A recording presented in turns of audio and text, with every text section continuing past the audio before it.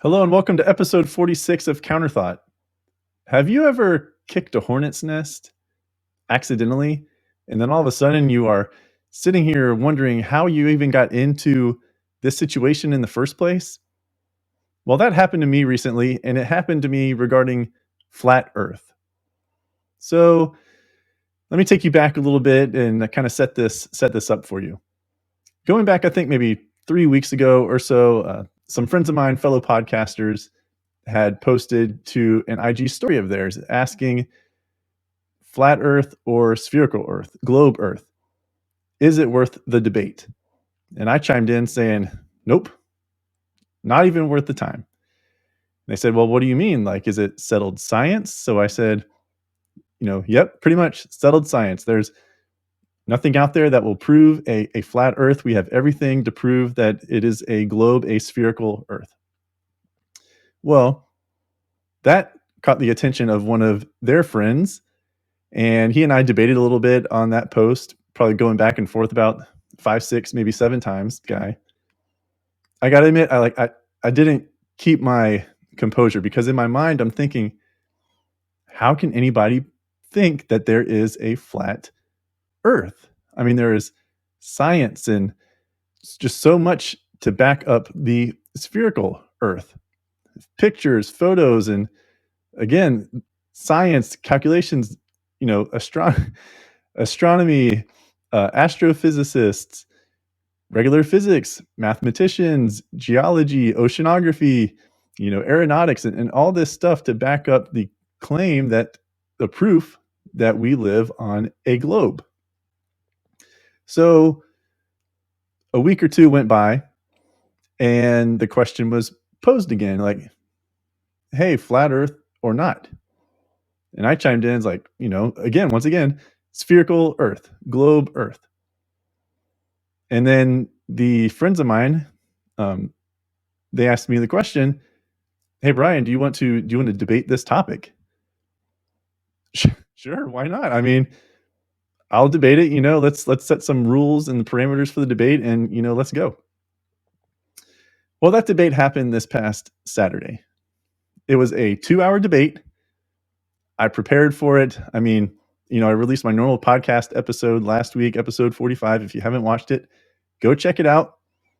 Go check it out. It's about Elon Musk and saving free speech, as we like to call it, when really it's just, saving Twitter and restoring more of a public forum within the laws of actual free speech. So go check that episode out. But that debate was this past Saturday. And from the time I was done and posted episode 45, so from that Wednesday on, I was like head down, free time, preparing for this debate, because I don't know if you can tell through these videos or not, or how much you really know about me, but I am a competitive person. I am someone who grew up playing sports, playing games, what have you, just being a normal kid all the way up through high school, intramurals and everything in college. But I'm a competitive person. I still am to this day, even though I'm well far removed from participating in organized sports.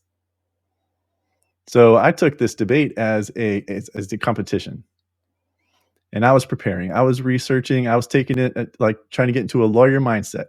Not a lawyer, but trying to get into the lawyer mindset of, okay, well, the majority is that it is a globe, a spherical Earth. So it is not me that I need to defend. I do not need to defend that. I need to attack the flat Earth, right? Just hammer at them, take them out. That was my method. Raise doubts, poke holes in the argument, create that reasonable doubt that we hear so much about in the court of law. So this debate went on for 2 hours, and it was spirited.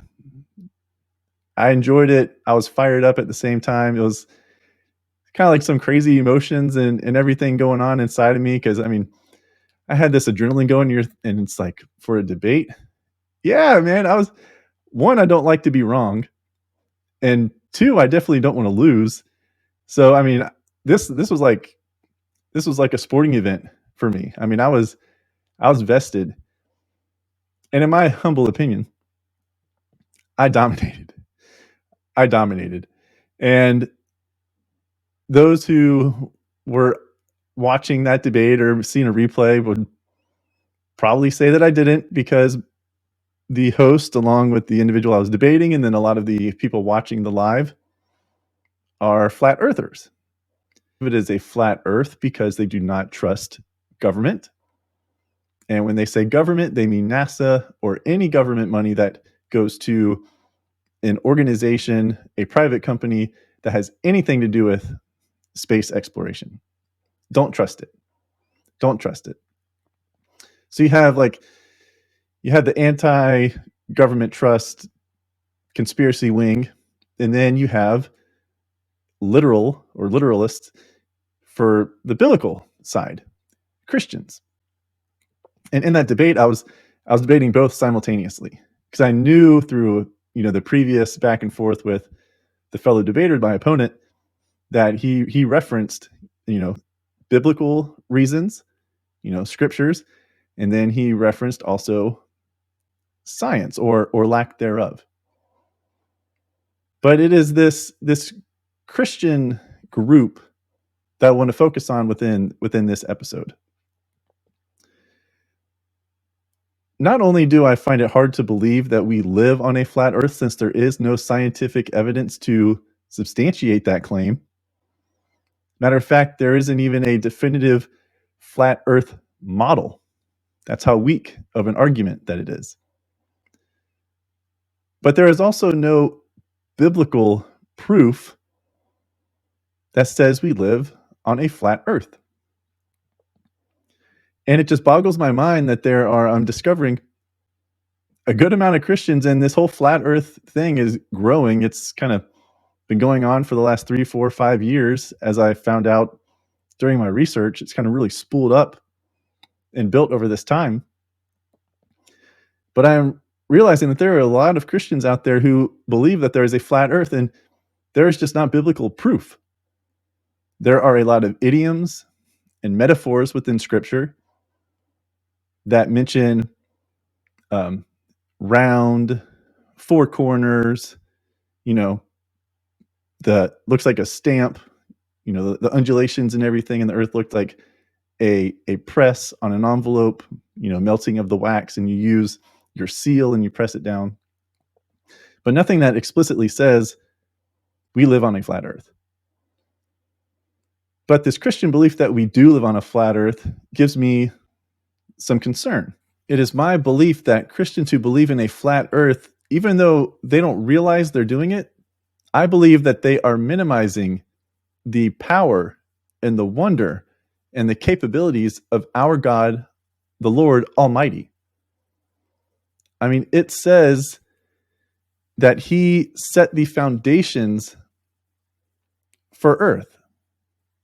Now, a lot of Christians, they're literal. They're thinking foundation, so something flat, thinking of a house or a building or something like that we know today.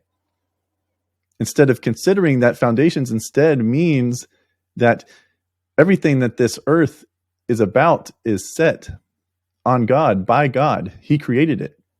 The heavens, the same. Created them with His own hands, it says in Psalms. So I don't think, though, that these Christian flat earthers, though, are realizing what is happening. They'll tell you their faith is as strong as can be, and it may well be. But to me, over time, there's this doubt that is being sown within them, that one of the reasons, and I saw this in like a psychological study, that people who believe in a flat earth tend to be people who want to control things, who don't like chaos, don't know what to do in chaos, want something that is final. They don't want anything to be open-ended. One of the arguments you hear from people who do believe in a flat earth, Christian or not, is believe what you see. Look at what is happening around you. Look at with your own eyes. That is the truth, what your eyes tell you. Well, our eyes can deceive us. And I don't understand how a Christian who says use your eyes to justify that we live on a flat earth can then believe in Jesus Christ, or much less believe in God, someone they have never seen. That they're having to trust other individuals, third-party accounts and witnesses that the religion is based on existed. I just don't understand how you can be one but not the other. Say one thing, but if you apply that to the whole foundation of the Christian faith, it crumbles. So what does a flat earther believe? Actually, better yet, what can a flat earther not explain? A flat earther cannot explain a lunar or a solar eclipse. How would they occur on a flat earth? A lunar eclipse, we have the earth, the shadow being projected onto the moon, being backlit by the sun. Well, in the flat earth models that exist out there, it's the sun and the moon hovering above inside the firmament, which ties into biblical, and I'll get to that in a second. But how do you get a lunar eclipse? Because in these flat earth models, it's sun and the moon are just going right above the earth. How are you going to cast a shadow from the earth if the sun never dips below the earth? Well, the next lunar eclipse, just so happens, is on May 15th. So I challenge any of you flat earthers who are watching this video to go outside and explain to me how you can see a curved shadow going across the face of the moon during this lunar eclipse. That should justify that this is a spherical earth that we live on, because that shadow that they'll be looking at is from Earth. Also, they can't explain ships that disappear on the horizon from the bottom up. They say that there is this refraction that goes on with the sunlight shining and bouncing off the top of the water. Well, if it was a flat Earth, that ship, and this is how they know the refraction, but let's say there is no refraction and it was a flat Earth, the ship would just be sailing and just get smaller and smaller and smaller, but you still see the entire ship the entire time until it just disappears into the distance because you can no longer see that far. Also, plane flight times.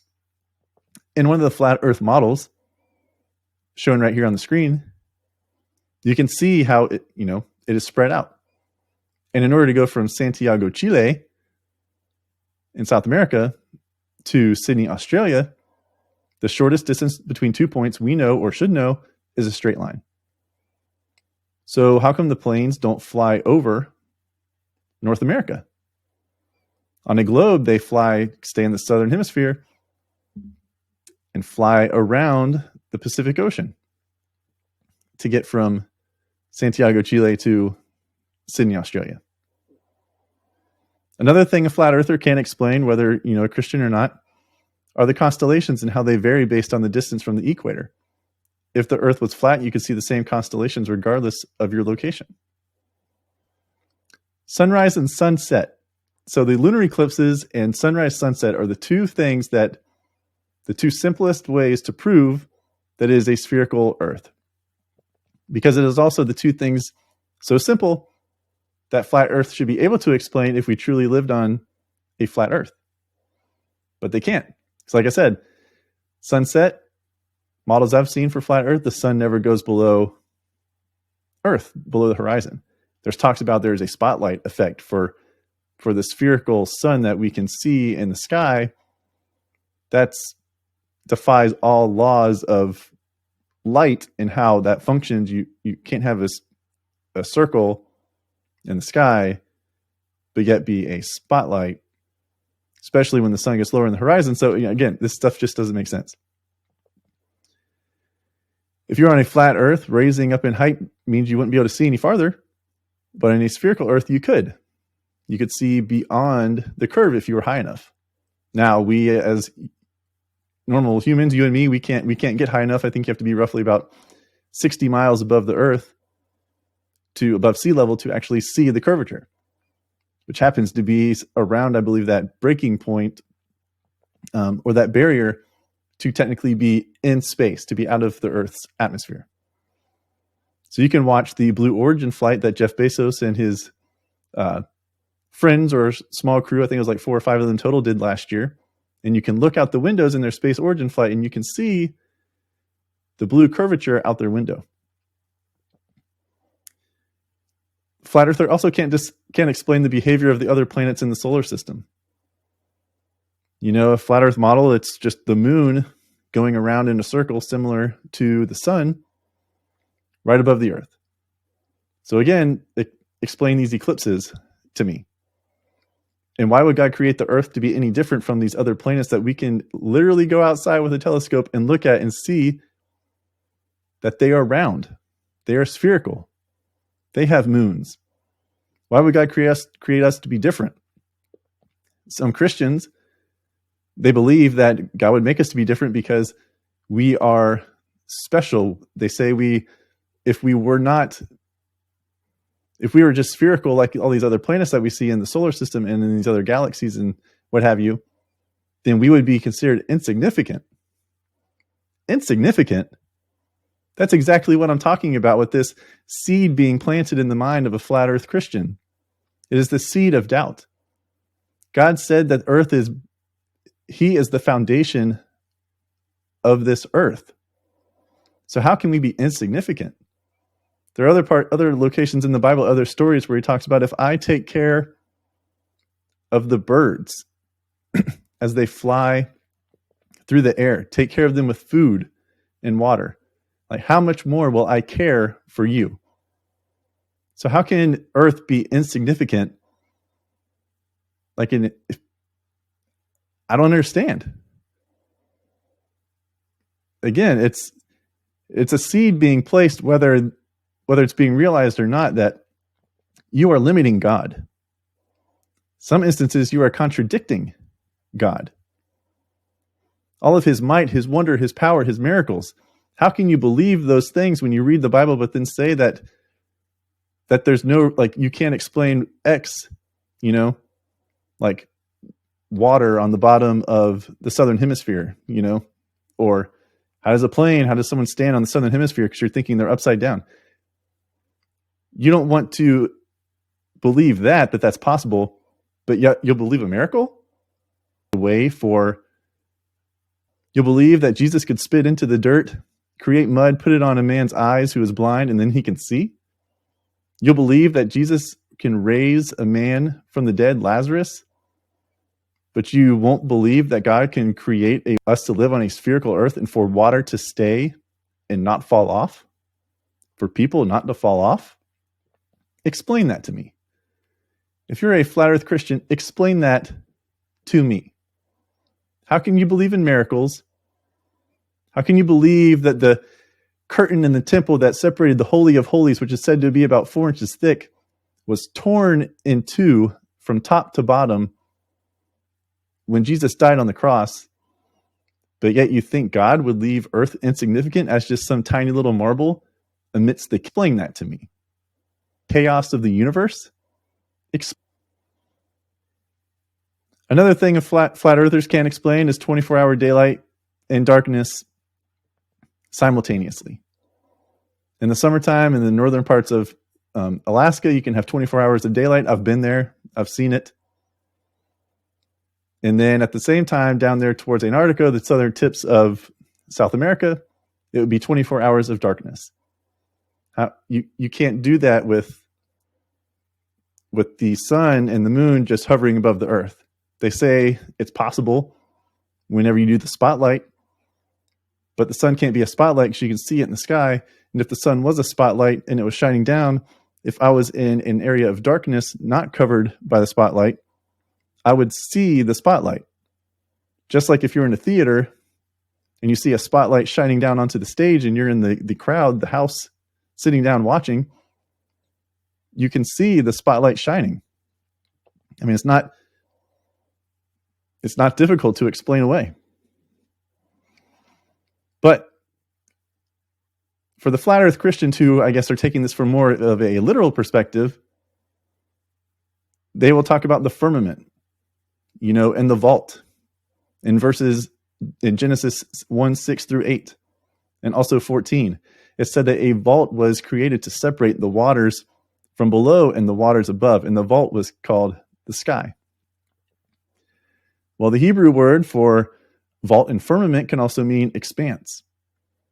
Some believe that the firmament that is referenced is actually one of the part of the Earth's atmosphere, considered like the troposphere. Psalm 148:4 says there are waters above the sky. Well, I mean, that can just be the clouds that form in the sky. Also, firmament talks about 2 Peter 3:5, the earth was formed out of water and by water. Okay, well, some might interpret that could be like a fishbowl, especially when it comes to Noah and the flood. And the only way to wipe it out was for it to be a flat earth, and almost like a fishbowl was filled up and then all of a sudden drained down. Well, you could also interpret that to be that the earth was formed and first covered by water, and then the water receded and exposed the continents. Isaiah 40:22, Psalm 104, verse 2 and 3, 2 Samuel 22:16, they all talk about how God sits above the circle of the earth. This is a key one. Sits above the circle of the earth and stretches out the heavens like a canopy, like a tent to live in. Well, Psalm 19:5 also says the sun is the bridegroom coming out of its chamber. But we know the sun is not literally a bridegroom. Again, these are idioms, and I'm not trying to disprove God or anything with what I'm saying. I'm just acknowledging that these verses that flat earth are idioms, metaphors, and not saying there's nothing explicitly that says God created the heavens and the earth was flat. Foundations of the earth. I've already talked about this a little bit. You know, the foundations of the earth and the heavens are the work of his hands. Psalm 102, verse 25. God laid the foundations and the heavens are the work of his hands. The foundation, again, I believe means the establishment by God. And the stability, like a foundation gives us for a building or a house, the foundation is by God and rests upon God, his power, his might, his sovereignty. 1 Samuel talks about the pillars. You know, at that time, you know, making things relatable, we see that in scripture all the time, pillars of the temple. Pillars touch the foundation and they touch the roof. They are what hold the roof, the temple, the house, whatever, up. The pillars are upholding the foundation of the earth. And in Job 26:7, it says, God hangs the earth on nothing. So you could think, okay, well, it's just floating? Possibly. But it definitely doesn't mean that they're literal pillars. I mean, I don't think you can think that from those verses. And then the Bible also talks about how the earth is immovable. And Joshua 10:13 says, and the sun stood still and the moon stayed and the people avenged themselves upon their enemies. Well, that story is talking about Joshua's prayer and lengthening the times for the Israelites to defeat the Canaanites, the gods of Baal and Ashtoreth. And we cannot explain how God performed that miracle, make it stood still, if he actually made the sun stand still. God does miracles all the time, as I just talked about. God did miracles before Jesus came into the world, and then Jesus performed miracles himself. Cannot be explained except by the sheer wonder of God and Jesus Christ. So why flat earth Christians are failing or don't want to then let that be true when it comes to this earth, the actual planet that we live on, just baffles me. I don't understand it. To me, again, it is minimizing God and his power and his wonder and his might and his sovereignty. We can look up into the sky and see the heavens, see the stars, see the solar system, see everything. We can predict when these planets are going to be coming back around. All of these things. Scientists, physicists, you know, science is not the enemy of God. Science is our attempt as humans to understand what God created.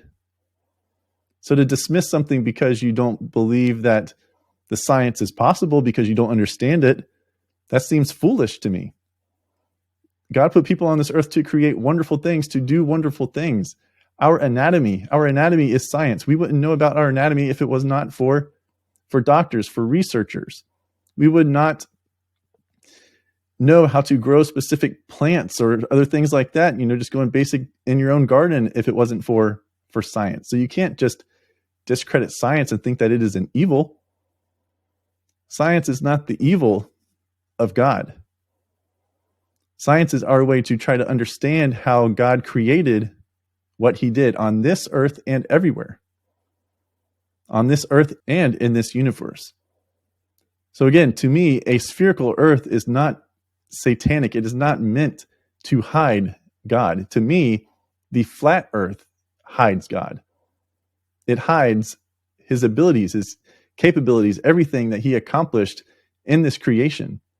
Just sows that seed of doubt, whether it shows up now or in the future. But if then your individual life, you experience chaos or a larger scale of chaos around you, like this world is broken, sin has broken this world, and there is chaos in it each and every single day that we are having to deal with.